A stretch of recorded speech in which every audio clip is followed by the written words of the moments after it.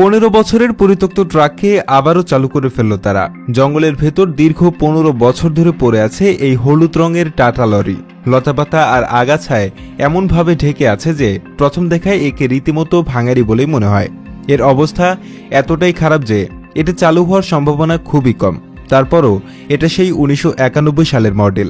তবুও দুই যুবক একবার চেষ্টা করে দেখতে চায়। এই পরিত্যক্ত দৈত্যকে জাগিয়ে তোলার প্রথম পদক্ষেপ হচ্ছে এর চারপাশ পরিষ্কার করা। একটা শক্তিশালী ব্রাশ কাটার মেশিন চালু করে লরির আশেপাশে গজিয়ে ওঠা ঝোপঝাড় ও লতাপাতা পরিষ্কার করা হলো। এ সময় ধীরে ধীরে লরির আসল চেহারা বেরিয়ে আসতে থাকে। একটা গাছ ভেঙে পড়ে গাড়ির কেবিনটাকে দুমড়ে মুচড়ে দিয়েছে এবং সেই ভাঙা অংশ দিয়েই গাছপালা ভেতরে প্রবেশ করে গজিয়ে উঠেছে। জঙ্গল পরিষ্কারের পর মূল কাজে নেমে পড়ে দুই যুবক। প্রথমেই গাড়ির বনেট খোলা হয়। 15 বছরের অবহেলায় ইঞ্জিনের অবস্থা করুন, সবখানে মরিচা আর ধুলোবাড়ির আস্তরণ। অবাক করার মতো বিষয় হলো ইঞ্জিনের ডিপস্টিক টেনে দেখা যায় তাতে এখনও কিছুটা তেল অবশিষ্ট আছে।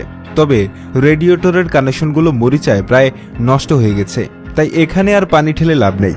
গাড়ি চালু করার প্রধান বাধা ছিল সেলফ স্টার্টার মোটর, যেটা খুলে ব্যাটারির সাথে সংযোগ করতেই স্পার্কে ধোঁয়া বের হতে শুরু করে, কিন্তু মোটর ঘুরছিল না। এরপর এটাকে ভালো করে পরিষ্কার করে হাতুড়ি দিয়ে হালকা বাড়ি দিয়ে আবার পরীক্ষা করা হয়।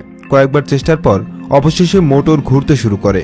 সেলফ স্টার্টার মোটরের প্রাথমিক সমস্যা সমাধানের পর মনোযোগ দেওয়া হয় ফুয়েল লাইনের দিকে। গাড়ির পুরনো ফুয়েল ট্যাঙ্ক ব্যবহারযোগ্য না থাকায় একটা আলাদা জেরিকেট থেকে সরাসরি ডিজেল সরবরাহ করার ব্যবস্থা করা হয়। ফুয়েল ফিল্টার খুলে দেখা যায় সেটা ময়লা আর পানি জমে প্রায় অকেজো হয়ে গেছে। ফিল্টার আর এর হাউসিং পরিষ্কার করে নতুন ফুয়েল ভরা হয় এবং ফুয়েল পাম্প প্রাইম করা হয় যাতে ইঞ্জিনে ফুয়েল পৌঁছাতে পারে। এরপর গাড়ির সেলফ স্টার্টার মোটরের সাথে দুটি শক্তিশালী ব্যাটারি জাম্পার কেবলের মাধ্যমে সংযোগ দেওয়া হয়। গাড়ির ভাঙাচোরা কেবিনের ভেতরে একজন ঢুকে গিয়ার লিভার নিউট্রাল করার চেষ্টা করে, কিন্তু সেটাও জ্যাম হয়ে আছে। বাইরে থেকে অন্যরা ব্যাটারি সংযোগ দেয়। প্রথম কয়েকবার চেষ্টায় সেলফ স্টার্টার শুধু কর্কশ আওয়াজ করে, কিন্তু ইঞ্জিন পুরোপুরি চালু হয় না। মরিচে ধরা ফ্লাইহুইলের কারণে সম্ভবত এই সমস্যা হচ্ছিল।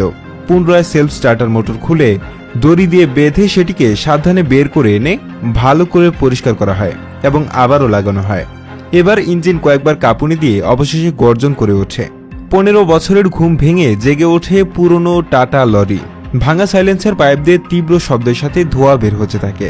লরিটা রাজা রোড লাইন্স চূড়াকোট নামক এক পরিবহন সংস্থার ছিল, যার ফোন নাম্বারও লরির গায়ে লিখে দেওয়া রয়েছে।